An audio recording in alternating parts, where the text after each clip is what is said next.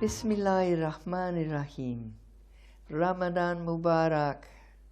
Assalamu alaikum. Welcome to the Healthy Muslim in Ramadan. We've been talking about the calamities that affect us and what our attitude to that should be.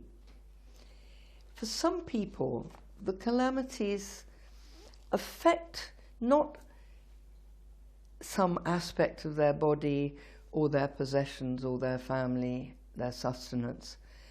What happens to them affects the centrality of who they are. This is actually mentioned. It's the only illness, if you don't count the Quranic reference to the blind and the lame, where it says there is no blame on them. But the only illness that is mentioned in the Quran is dementia. In one ayah it says, "And we settle in the wombs whom we will for a specified term. Then we bring you out as a child, and then you reach your maturity. And among you is he who is taken in early death. And among you is he who is returned to the most decrepit old age, so that he knows nothing after once having knowledge." In another ayah it says, "And he whom we grant long age, we reverse in creation. So will they not understand?" The they the Quran is referring to is not the person who has been changed from a vigorous, wise person into a body that has no expression. The they that Allah is referring to is us. Will we not understand that He is in control of everything that happens to us, even the centrality of the thing that we regard as the thing that makes us who we are, the essence of our personality. That too can be taken away. Alhamdulillah. Sometimes the changes are more subtle. You will have a child who is doing really well, excelling at school, very, very competent, very popular, an athlete, excellent, getting all his exams right. And then he starts to seek his own company. And you think, well, teenagers, they're always changing. And gradually, the drift becomes more permanent. And eventually, after lots of assessments, a confident diagnosis by a wise psychiatrist is that the patient is suffering from a condition called schizophrenia, which we understand to be a metabolic disorder of the brain. Not of the structure of the brain, but of the chemical neurotransmitters in the brain. And you watch a person transformed. There are other emotional problems, not of your own making, not of what you can control from your personality, but coming from left field. There's a disorder called bipolar disorder. Bipolar disorder is fascinating. I call it the genius gene. We don't understand it. Well, what do doctors understand about anything? Not much, but in particular in bipolar disorder, there's a lot we don't understand.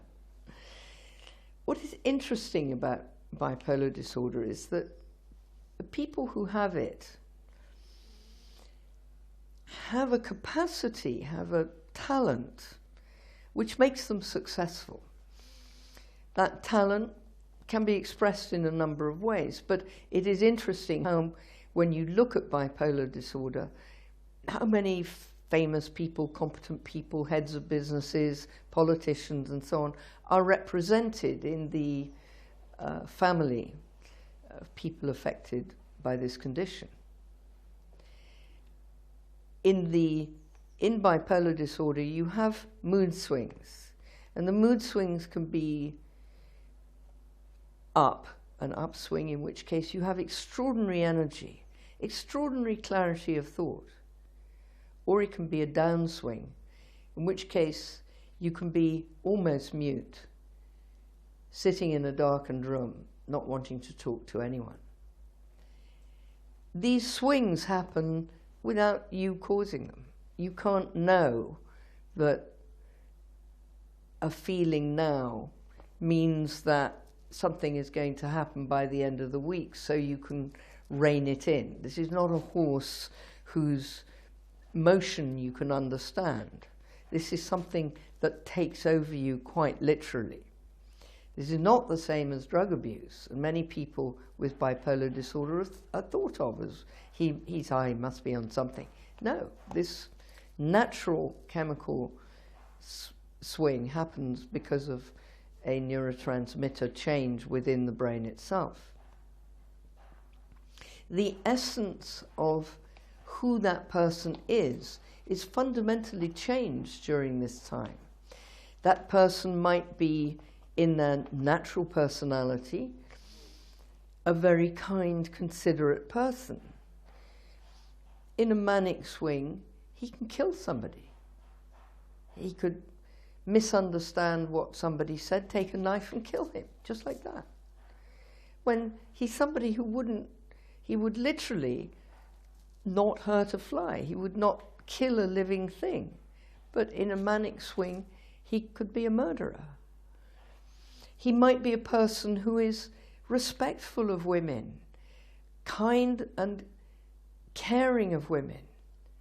In an upswing, he will rape somebody. Same person, absolutely the same body, but a completely different action because a different set of chemicals are controlling what he does. The tragedy of this is that when he comes down back to his normal state and he looks back on what he's done, he feels the judgment of who he is now, not understanding that the person now is not the one who did the rape or who did the murder. Sadly, in law, the man now is responsible, with a few modifications, but he is responsible. So the person is left with this dilemma, sometimes called a split personality in the lay terms, but a very profound dilemma. How could I, the person I know myself to be capable of doing something like that? And yet the evidence is I did it, incontrovertibly. This man might be very careful with money. He runs a good business. In a manic swing, he will empty his savings account, go to a race course, and blow the lot on gambling. And when he sobers up, as it were, he's not drunk, he's drunk with his own neurotransmitters, not with anything external. He's in deep grief. How could I have done? How did anybody let me do this?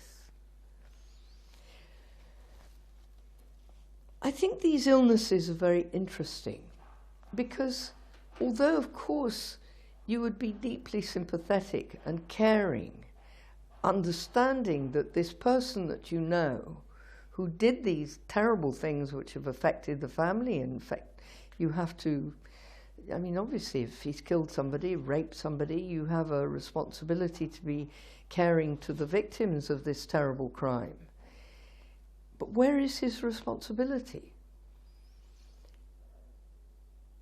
Although this is a mental illness, there is a dim reflection in what happens when we are not fully in control of the things we can be in control of. So it's useful to look at these illnesses and see how in some way we should understand the twin soul parts of our own soul, which are capable of saying things that we shouldn't say when actually we're quite a kind person normally, but suddenly you've said something that is really very bitchy and very unkind. And you think, oh, how could I have said that? But I did, and I must take responsibility for it. Then there's another form of illness, if you like, or change, which happens as a child grows, called autism. In autism, the personality is stable, but there are widely varying areas of capacity in the individual. I'd like you to come back after the break, because we have to understand what we can learn from all of this. Welcome back. I'd like to illustrate the types of mental affliction that we've been talking about by giving you examples, because it's very difficult to describe this in the abstract. These mental illnesses are not the same as the vagaries of mood which you or I have. They're much more profound. A friend of mine, who is a very distinguished man in charge of an American pension fund, which is currently worth in the region of $130 billion. That's a sum which is more than most countries' economies. And he is the chief financial officer. Developed bipolar disorder. At the time he developed it, he was already mature, already in charge of this fund. And his family didn't actually notice. They'd notice he got grouchy, but old people get grouchy, so latitude was given to certain mood changes. But then it became apparent that he was losing weight really fast and appeared to be agitated and wasn't sleeping. And some odd mannerisms appeared. And I came to see him. He got his BlackBerry and put it on top of my head. And I said, "What are you doing?" He said, "I want to record your thoughts." I said, "Well, I don't think they're worth recording." I'm glad he agreed with me. But clearly there was profoundly disordered thinking. On more sensitive questioning, I discovered that he thought that the Russian embassy were communicating to him through the radiator of his car, and that the reason he was losing weight was that he thought his wife was poisoning his food, and the reason he was agitated was that through the night he couldn't silence the messages that were coming in code from some higher spiritual power, and he was straining to write them down to get their meaning. You and I would call that mad. We could not understand what he was trying to get hold of. However, I knew this man to be, quite apart from being an eminent financier, he was a scholar of the history of the Second World War. And all of the distortions of his imagination about the Russians communicating with him and the code that was coming through, giving this great meaning, was to do with a conflict, an Armageddon that was going to happen, that he had to stop. So it did actually link into his human personality. I was worried. He was still in charge of this $130 billion fund, pension fund. I mean, what was going to happen? What was his judgment?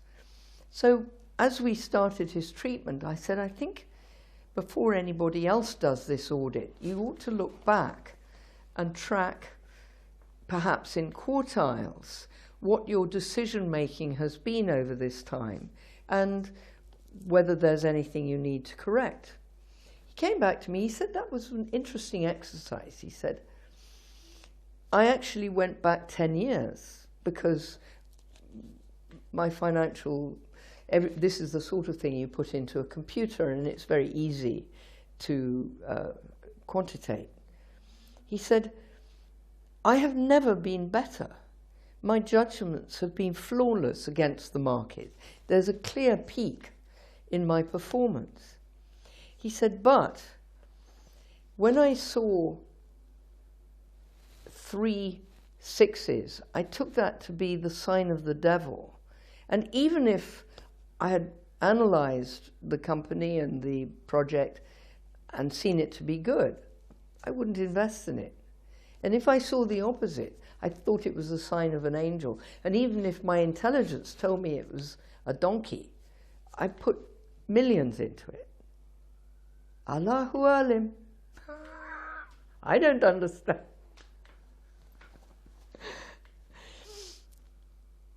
Schizophrenia is another fascinating area. We realize that in the schizophrenic, there is a progressive deterioration of function. But there can also be flashes of insight and brilliance that are completely different to anything ordinary people can perceive. There's a parallel to schizophrenia which is called autism, which is not quite the same thing, but we know more about autism than we do about schizophrenia, in that we can see that in autism, the failure of perception is that when you look at something, instead of seeing a pattern and immediately taking a judgment of what's important in what you're looking at, the person sees everything, every detail with equivalent weight. I'll give you an example. Take 2 people. One, and they're both in a similar situation. One is talking to another person and feels angry. And in a flash of white-hot anger, he seizes a knife, and the next thing he knows, there's a dead body at his feet, the knife is in his hand, blood all over his clothes. Clearly he has killed the person in front of him. He has no memory of it. That person bursts into tears and is in deep shock at what he's done. Same situation, another person. They feel insulted, they feel angry. They pick up a knife. In total slow motion, they observe with distinct clarity every detail of the light glinting on the blade. As they bring their knife, it shudders as it goes against the rib cage of their victim.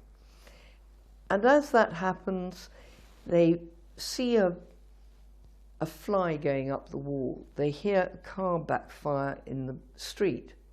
They hear a baby crying upstairs. It's as if everything is in slow motion, and everything they see have equivalent weight. That person observes what he has done with astonishment, but he remembers it, but doesn't feel connected to it. In law, that is the act of murder, and both are equally culpable. But are they the same action? Is there the same responsibility? In the first, neurophysiologically, I will tell you that is the mammalian brain demonstrating an overactivity of emotion. In the second, this is the reptilian brain, perhaps if you like the autistic, schizophrenic type brain, where emotions are absent, but there is clearly not right thinking. Within these people are real human beings. Take Joyce. I loved her. Joyce is in the Guinness Book of Records as the woman who is the most vicious murderer of all time. Vicious meaning she killed her landlady with 370 stab wounds. Joyce was a schizophrenic. She'd worked in a laundry. She had a terrible life. I draw a veil over it. Her landlady threw her out without informing the social workers. Joyce spent the whole night outside the house waiting for her landlady to leave so she could come back to her room. Got back to her room, the landlady started banging on the ceiling. Joyce went to see her, and fearing that her landlady might attack her, she took a cheese knife. The next scene we have is another person in the lodging house of single rooms who saw Joyce saturated in blood, looking very puzzled, saying, "My landlady won't talk to me." This lodger didn't fear Joyce. She asked her to sit down. In true English tradition, she said, "Would you like a cup of tea?" She gave her a cup of tea, and then she went upstairs and saw the landlady and called the police. I met Joyce when she was serving a life sentence for murder. Is she culpable? I don't know. I loved her. I don't think she was responsible. But she committed a grave crime. We must realize the special talents also that people have who have brains that are not the same as us. We know about Stephen Wilshire. He's an autistic young man. You can ask Stephen to drive along the embankment and to draw what he sees. He'll turn his back, having glanced at a complicated building. He'll draw it perfectly. Another young man, an autistic friend of mine. Kieran probably has only 3 or 4 words. But put Kieran in a room, he'll start screaming if there is anyone in that room with anger in their heart. He will laugh and giggle if there is anyone in the room with deep spirituality. I need Kieran in my life. He's my lodestone. It's important to love the people who are different. Thank you. Please come back. Assalamu alaikum.